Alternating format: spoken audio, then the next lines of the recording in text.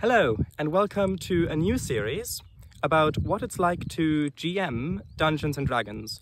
This series will be split into 3 parts. The first part is the preparation phase before the session, which is what you're watching right now. Then there will be a live-streamed session, which is going to be live-streamed over on Twitch. And then after that, there'll be another video, which is a kind of a report about what it was like to GM that particular session and what sort of things I might have had to improvise or what maybe didn't go to plan and that sort of thing. So that's the 3 parts of every episode. At the moment, the plan is to have around 8 episodes, each one comprised of the 3 parts. And this is quite beautiful where I am currently. Just if I turn this way, then you might be able to see a little bit more. Right, so yes, the players will only be able to watch these videos after the campaign's been finished, of course, because it wouldn't be fair if they knew exactly what I was planning. But you do get to know exactly what I'm planning, which is rare. So yes, if you would like to watch all of these things together, there is going to be a playlist where they're all going to be listed in chronological order. So now back over to the other me, who is currently at home and is currently preparing the world and all that sort of stuff. So I hope he's got some good things to say, because I've kind of hyped this up now for you, and it'd be quite embarrassing if he only came up with stupid stuff. So I'll see you then, or he'll see you then. Bye-bye. I've deliberately tried to not do world building in my mind before recording this, because I wanted the process to be recorded. So I think the scope of the geography should be a little bit more restricted, so that we can have quality over quantity. So, okay, how about we have a chain of islands? And actually, in this case, let's get started with the map. So we'll just use this temporarily. And this map is just for me to work with. If I did make a map for the players, then I would hand draw that myself. Not that you have to, of course. You can use plenty of online mapping tools, which work just fine. We need to think about a scale. So a hex grid is useful, because hex grids allow, like, 1 hex is usually 1 day's travel if you're walking. So let's see if we can quickly find a hex generator. And then we might be able to download an image and overlay it. Actually, tell you what, let's go with 20 columns, but let's reduce the rows to 18. Well, it should be 17 for it to line up. So let's try that. I'm just going to keep going with this until I've got a good scale I'm comfortable with. Okay, so I've imported it. Let's scale it down a bit. Yeah, that seems like it fits well enough. If each one of these is 1 day's travel, so from one side to the other side, 1 day's travel walking, then I think that's about 24 miles. Let's just start drawing a landmass in. Well, actually, what sort of biomes do I want? It would be easy to go with tropical.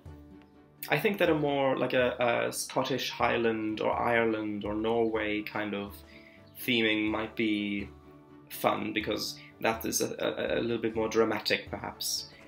So I'll just draw in a little island. I say a little island. It's fairly large. Just something like that. Also, I'll change the opacity of the grid slightly, so it's not as obtrusive. Maybe we should have a little bit of tropical in there as well. But then, okay, let's just say we'll draw in a tropical island over here somewhere. Okay, so how would we make that make sense? Well, we need a source of heat. So how about we've got volcanoes in the middle? We could have volcanoes right there, ish, or maybe over here, and they generate a lot of heat, and the ocean currents take that heat and wash it around this island, and that creates the hot temperatures. And that could also maybe make for some good drama with storms brewing because of the rising heat and the cold around it. That could be interesting. Let's draw in some kind of rocky volcano islands. And these don't have to be large. They can be much less than a day's travel across. So if I just draw in one there and then one in here, and just maybe we could even create a little, like a band. Maybe this is where tectonic plates meet or something, and that creates all these volcanoes. And so if a ship wanted to go through here, maybe it could be quite treacherous as well.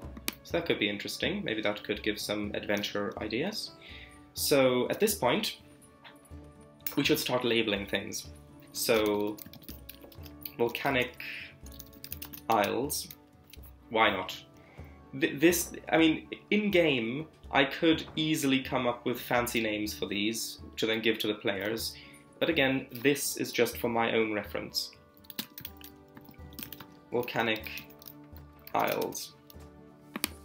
Okay, and then I'll just write a tiny little paragraph just so that I can reference if I need to. So, actually no, which are responsible for the tropical climate of the, let's just call it we don't have a name for these islands yet, so let's just say the northeastern island. The northeastern islands. There we go. I will make this a two-column layout, because that's easier to reference. We've already got two islands. Let's just assume that both of them have some sort of civilization on them. I'm also thinking of what might be interesting plot-wise, because building a beautiful world is fine, but there also has to be plot relevance. How about there either are or were powerful entities that were or are guiding civilization here? Now, these could be liches or dragons or something like that. So, okay, let's start with dragons. Depending on the kind of dragon, you typically want some sort of mountains. If this were a longer campaign, I'd probably pay more attention to plate tectonics and where mountains would form, but for this kind of scale of game, it really isn't that necessary. The interesting bit, so on this map, the players, wherever they're going to go, it's probably going to be between islands, and that means it's probably going to be crossing over the island, through the island to get to the coast, to get to another island, stuff like that. So putting the mountains in a place where the players will need to cross them, well, that's an interesting obstacle that the players will either need to overcome or bypass somehow. So how about I just paint on mountains kind of going through here, all the way up to the coast up there, and then kind of coming down through, well, maybe not that far, maybe just like that. Because we can,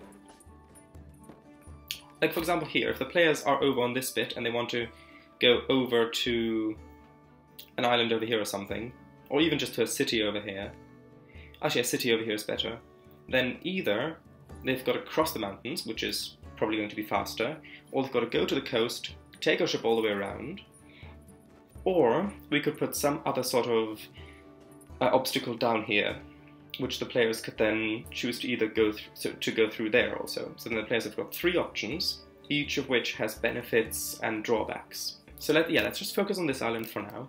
Yeah, dragons, right.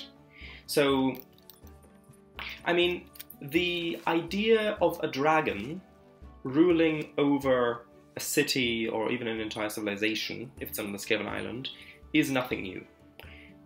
It could still be interesting, but how about we give a twist to it and say a dragon was ruling here, but then for some reason the dragon left, just gone.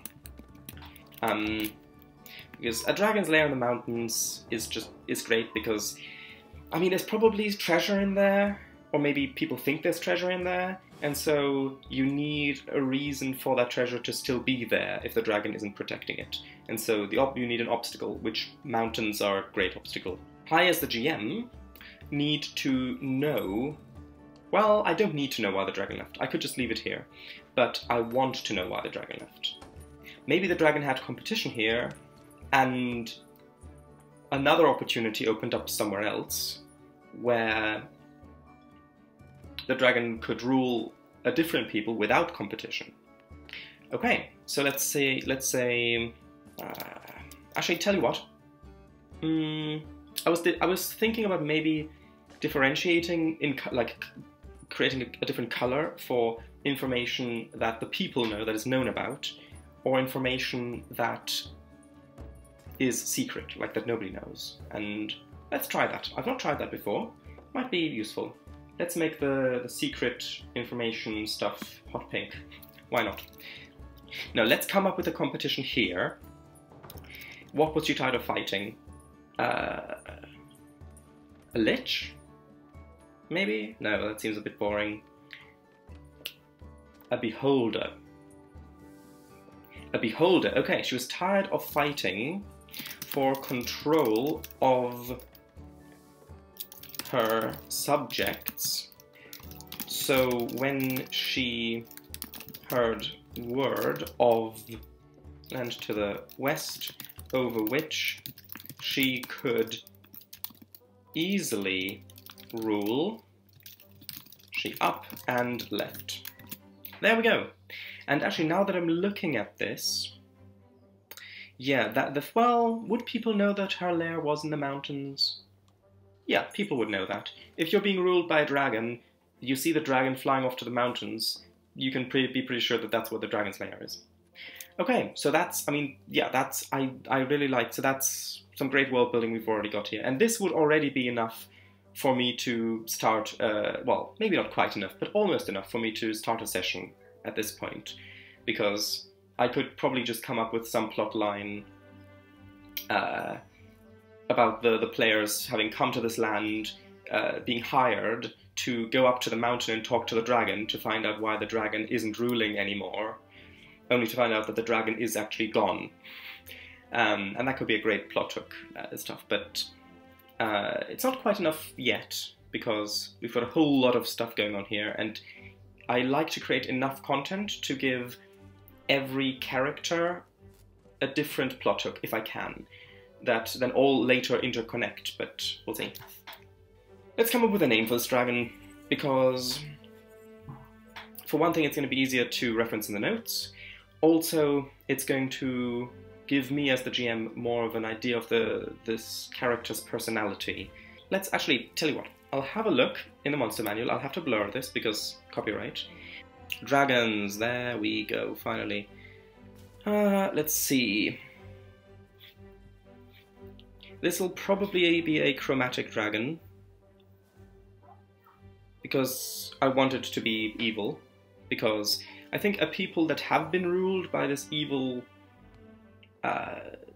being, that the being is now gone, is a little bit more interesting than this good being having ruled them and then leaving, because that being may not have left otherwise if it had truly cared for these people.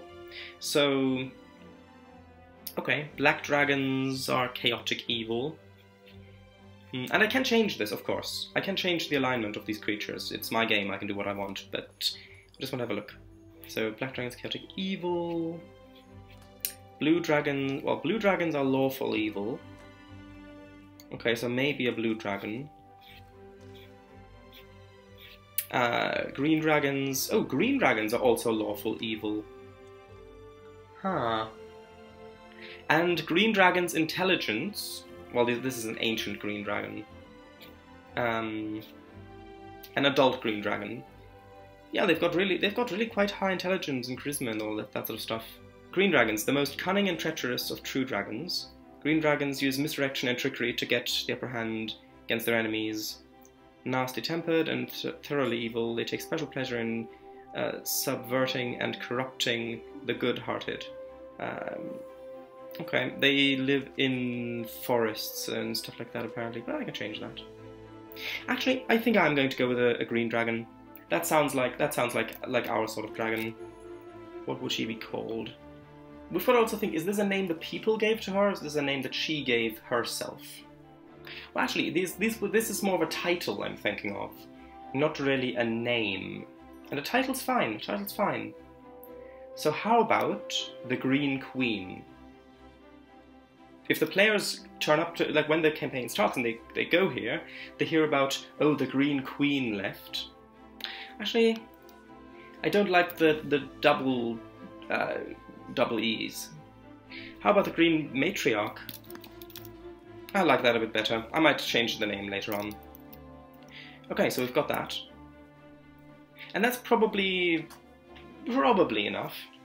I'll just do I'll give a little bit more context of her as a ruler. So I'm picturing the sort of character who she wants people to treat her like this great ruler who is admired by her subjects and who has this respect and all of these things. But the reason people give it to her is because if they don't, then she's going to eat them. And the people know that, and she knows that the people are only doing that because of fear, but she's okay with that because she's a great big green dragon and she can do that. And so, okay, let's go with that. Let's explore a little bit into the dogs outside. No, let's explore a little bit into the beholder. And beholders are a bit different than the dragon, because the dragon, I mean, she knew how powerful she was, and she ruled with a breath weapon and claws and teeth, basically. But a beholder would do that differently, because beholders are notoriously paranoid about everything. They live for ages, literally, and they spend pretty much all of their time being paranoid about anything and everything that could possibly kill them or harm them in any way, and they go to extraordinarily unreasonable lengths to protect themselves against pretty much every eventuality that they can think of, and they can think of a lot of eventualities. So that of course explains why the dragon couldn't kill the beholder. But the beholder, I think, would rule through minions. The beholder would just be hidden away in its underground maze of tunnels with minions, and it would have minions who go tell other minions, who tell politicians or who tell whoever what to do. Yeah, let's come up with a name. I mean, and this would be a name that the beholder gives itself, because if nobody knows about it, nobody can give it a title or a name. So beholders are quite alien, so maybe just an alien sounding name. How about Xinthmar? I don't know, just something that sounds a little hard to say. Actually, how about we put a K in front and then delete the K, so Xinthmar, like that. Sure, that's suitably tricky to say. Sounds strange enough. That could be the name of the beholder. Yeah, of course. And then we're gonna have a lot of pink in here because nobody knows about it. Ah, okay, I've just had an idea. What if, because of how notoriously paranoid the beholders are, what if Xinthmar, I've got to get used to saying that name, Xinthmar, what if Xinthmar doesn't know why the Green Matriarch left?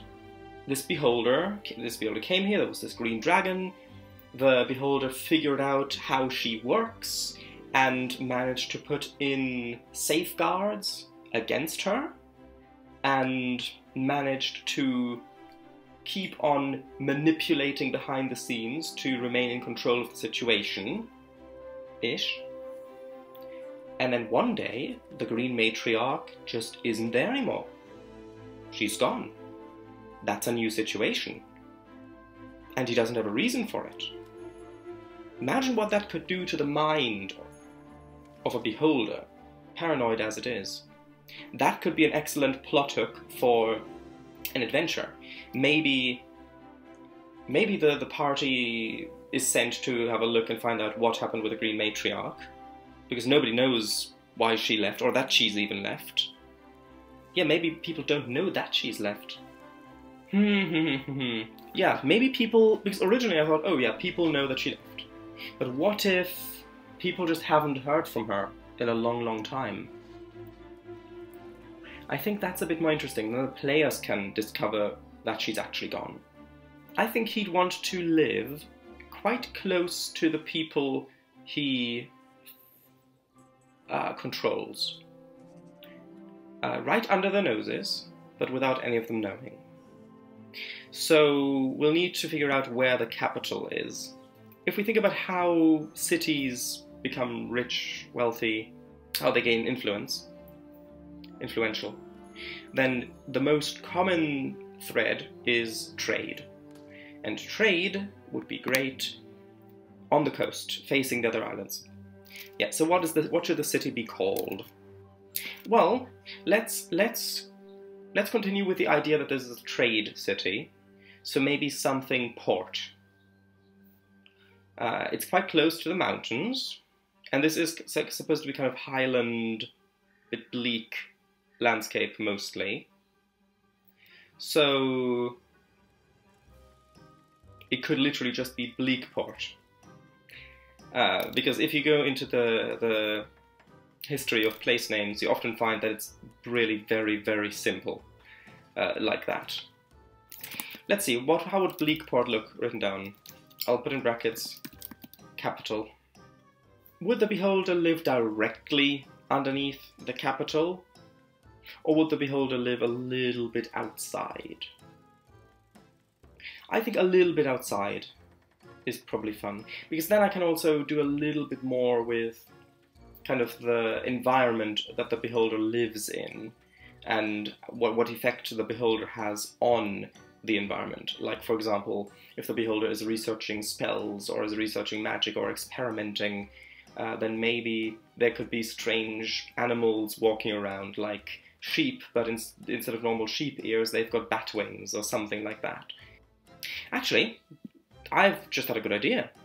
Let's put in a road going through the mountains, and that is probably going to have a lot of trade going through. It's going to be quite busy, but it's also going to be a hotspot for bandits and that sort of thing. So that also creates potential plot hooks. So let's start with that. It kind of winds its way over here, and kind of winds its way up and through the mountains, comes out, and then goes pretty much straight into Bleakport. That also would explain why the Green Matriarch would have her lair right there, maybe overlooking this arterial road. Should this road have a specific name?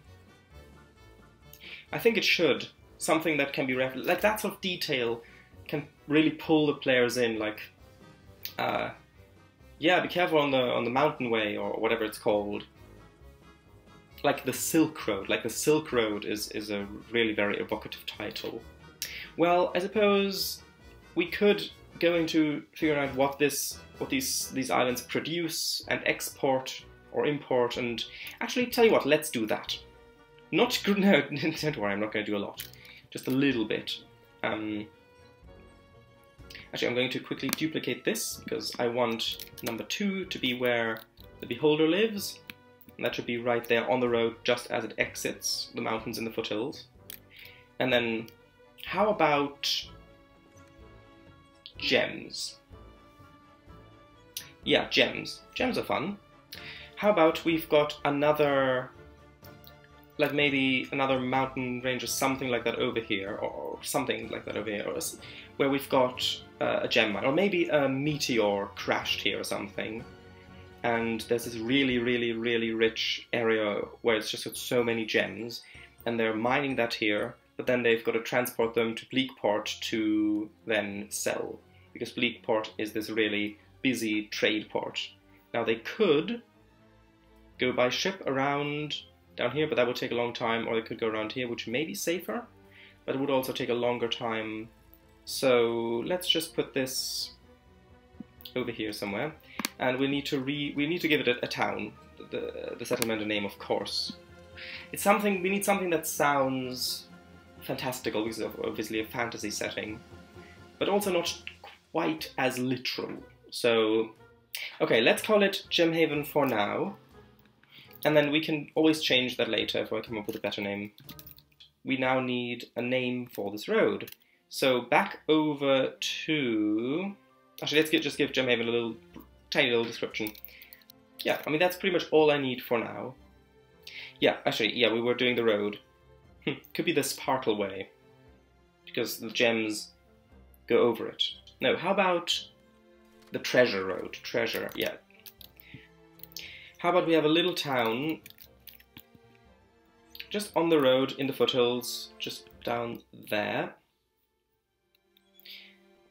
And that's where, yeah, that's where the Beholder is underneath. So we need to come up with a little name for that. And this is probably a little town that grew up from offerings, tabling, and rest for travelers, traders, merchants who bring gems to Bleakport, and also who bring supplies back over to Gemhaven. I've just had an idea. If the Beholder is underneath, so for those of you who don't know, Beholders can warp reality when they dream.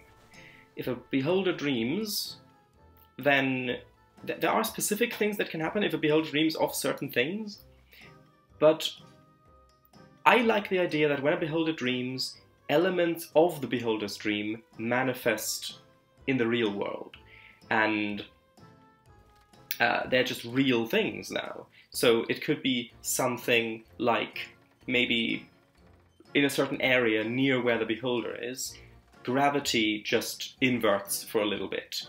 Or maybe it could be that, again, like the animals that have, like sheep that have bats, like bat wings for ears, or it could be all sorts of these strange, curious, magical things that happen, and nobody has any idea why it happens. It just happens over here.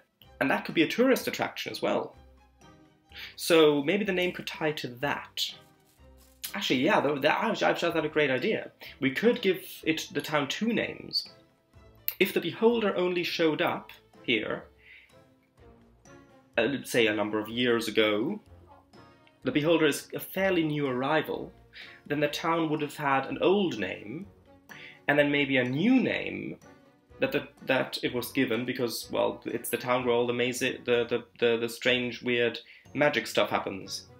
Okay, let's put it on here as the new name, which is supposed to be a name that kind of attracts tourists and people like scholars, wizards, that sort of thing, who maybe want to study these effects.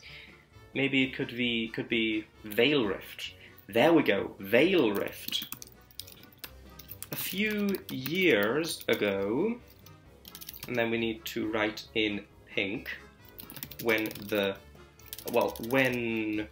Xinthar, the Beholder, arrived, strange magical effects began to occur. The stars sometimes look different.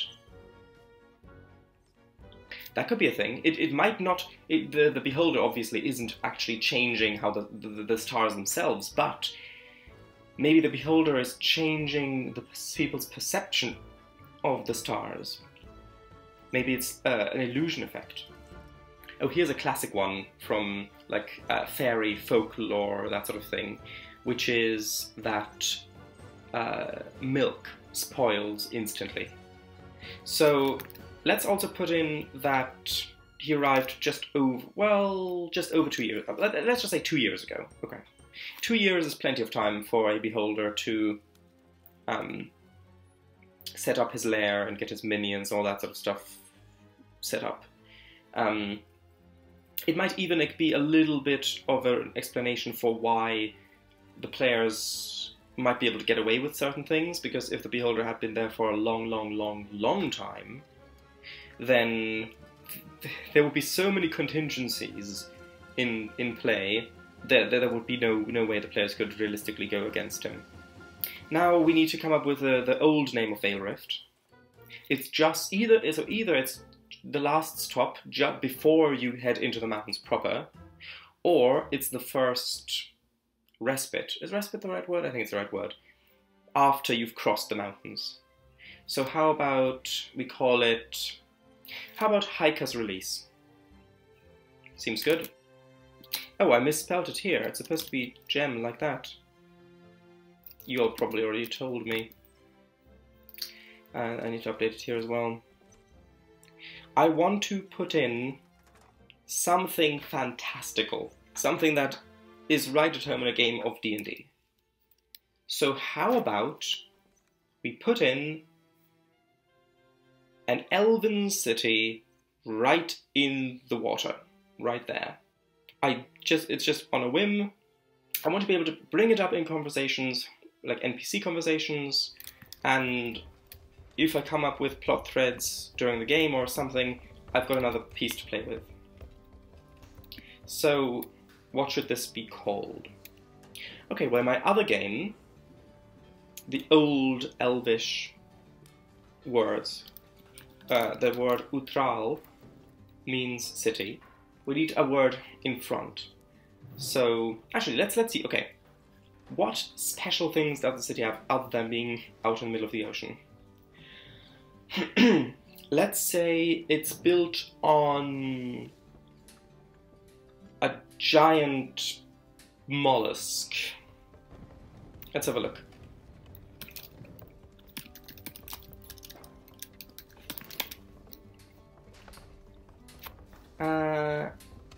But yeah, it's built on, like this, it's built on the back of a giant closed oyster that's been closed for as long as anybody can remember. And then that has so much potential for storytelling. So, how about... So what would they name it? It would something city, because Kram means the great. So, how about Vij? We could do 2 eyes, why not? Which means... Let's keep it simple. Ocean City. Ancient Elven City. Built on the back of a... built on the back of a giant oyster, which has remained closed and motionless for as long as anyone or anything can remember. But I do want a little bit more interest there, just a little bit more interest. How about the shell of it, or the shell of the oyster, the outer layer of it, is a really very valuable material for tools to be made of. Nobody's ever been able to mine through the inner layer of the shell to see if there's still a living creature inside. Not even the dwarfs. Okay, so that gives a nice little thing to come up in conversations that just makes the world feel a whole lot larger. At this point, all that's left before we begin play is for me to come up with a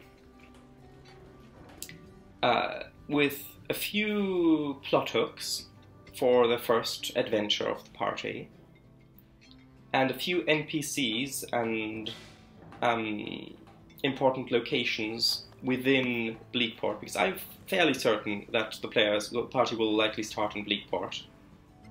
It's a different day, and I have had some ideas regarding world building between when I recorded the last clip and today. So the first idea is about the town previously called Hicus Release. The idea is that Hicus Release was originally the name of a tavern or a pub in the town, and that was probably there first, and then the town grew around it. So let's quickly add that to the description in the world building. The next idea I had is that since the people of this large island were ruled by this dragon, how about if all of the roofs of all of the important buildings like palaces or castles, temples, all of the roofs are built of wood, because that would not only make it easier for the dragon to attack people inside should they wrong her, it would also remind the people that they are under the whim of the dragon. So I think that is something I will add to Bleakport. Since all of these gems are coming from Gemhaven, and they have to get through the town of Bleakport to get all the way down to the harbour, to make this a bit more fantastical, how about the main street going through the town, the centre of the town, how about if that has a channel dug along it with another road running underneath? And then we have like either a wooden or a glass or crystalline ceiling to that, which is the floor of the street above. And the street below is the one that all of the gem carts and wagons take to deliver gems down to the port and to get supplies up through the city. I quite like that idea, so I'll quickly write that down. What if the town guard were some sort of lizard folk that serve the dragon directly, and the dragon uses these lizard folk, or used these lizard folk, to keep the peace and to also control the town, because these would be, while they would report to the nobility of this town, and they could be ordered by them, they would be loyal only to the dragon. And so that's perhaps another layer of control over these people. So let's add this in quickly. We'll call them the Scale Guard. And at this point, I think it's probably a good idea to give the island a name, because now we've already got a fairly good idea of who lives here, what some of the history is. How about we call it the island the Fallen Sky Island, because or Skyfall Land, because the gems are being excavated from this giant asteroid that hit the island, and that could be an event that has been remembered throughout countless generations, that is still giving this island its name. So I like Skyfall Land, or Skyfall Lund, probably, because it would be changed a little bit over time to be more easily said. I've been thinking about the name of the capital, Bleakport, and while I like the name Bleakport, and I like the idea of it, if this is the place that the players will begin at, the adventure, then it should be something that inspires the players, that they want to explore, that fills them with this feeling of wonder. And Bleakport, while it seems realistic, doesn't really do that. So I've been thinking, how about with all this gem trade going on, how about the entire city just has gems everywhere? Like, for example, the street lights along the main street are either these wooden or metal poles with these ornate holders at the top with these large gem shards, crystals inside that have been enchanted to glow, to illuminate the streets. Or how about if, so on buildings, the edges of the roofs have maybe little plates of gems along them, like little overlapping plates to form the drainage pipes or things like that. I think that sounds much more exciting. We might still use the name Bleakport for something in the future, but especially since this is a shorter campaign, we need to get to the good stuff right away, pretty much. So one name is like the official name that that outsiders would call the city, and the other one is a name that the people who live here call the city.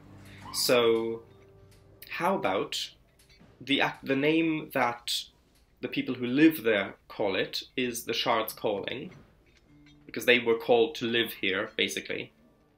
But the other people from the outside call it the Radiant City, because of all the crystals. So let's write that down. Okay, so there we go. Shard's Calling, the capital, Radiant City to outsiders, or perhaps the Radiant City to outsiders. And I'll quickly update the map as well. Shard's Calling. So I had an idea for a magic shop in Shard's Calling called the Dragon Eye. And the idea behind it is that it's this really clean, very well-built, well-presented magic shop. They also identify magic items. And of course, the Dragon's Eye, or the Dragon Eye, because this magic shop is directly, or was directly controlled by either the Scale Guard or the Green Matriarch herself. Because, of course, magic items are a thing, adventurers want them or need them or find them and sell them or buy them. It's a thing that's gonna happen, so if that's a trade going on, then as a ruler, especially a tyrannical one, you would want to control that. So having this official magic shop is a great way of doing that. Plus, I also thought of the idea that they would offer identifications for magic items. So if adventurers come here, they find magic items somewhere, and they have them they want to have them identified to find out what they do, then if they do it at the Dragon Eye, and they would offer really low prices for this, if they do it at the Dragon Eye, then the shopkeepers there keep a record of this magic item was found, it does this thing, this is a description of the people who own it. And then that, of course, gets reported back to the dragon. Because, of course, magic items could be very dangerous for a dragon, if they were pointed against its face, for example. And I was thinking that, like visually, like this, of course, this medieval house, multiple floors, and above the entranceway, kind of in this arcing text, it's Dragon Eye, Magic Shop and Identifications, with a reptilian eye staring out at you that is enchanted to occasionally blink. So let's write that down. Now the aesthetics of this, which I've just described, is something that I don't think I need to put in here yet, because I've just got that image in my mind. If this were a campaign that I intend to run for a long, long time, I'd probably write a little bit more detail about this, but I'm fairly sure that I can remember it. So the next idea I had was that if nobody knows that the Green Matriarch is gone, they would still just be dumping treasure, magic items, all that sort of stuff right there. I've written taxes, gold, magic items, are still being dumped at her lair by the Scale Guard. Now, this is important because if the players are sent to find out what happened with the dragon, which probably will happen, then they will have a nice hoard of money and magic items for their troubles. So, oh right, next I had an idea for the name for the chain of islands, which is the Skyfall Isles, which has, of course, the same route as Skyfall Land, which is that an asteroid came down and struck one of the islands. Okay, so there we go. These are the Skyfall Isles. How about the beholder having the uncertainty of not knowing what happened to the Green Matriarch, is really concerned, really worried, because all of the contingencies that he's thought of, they didn't account for the dragon to just disappear. And so now in his dreams, he's having nightmares about this uncertainty. And so how about if at Riftvale, monsters are manifesting through the beholder's dreams? Because normally it's just fun, wacky, magical effects. But recently it's also been monsters. That could be a good intro quest for the party as well. And one of the things I was thinking about these monsters is, how about if they have resistance to damage in darkness or dim light? I mean, darkness can be scary because you're uncertain of what's there, and so it makes sense that these creatures would be, it would be an advantage for them to be in this space. So that's just an idea to keep in mind for when we plan for the adventure. And because of how long this part with the world building stuff is already taking, I've decided to split it into 2 videos. So you've just watched the world building parts, the stuff, and the next video is going to be about the actual adventure, and still a little bit of world building that goes into that. So by that I mean NPCs, other little towns that the players might want to travel to, or stuff to do with the actual adventure. So I will see you then. Bye bye.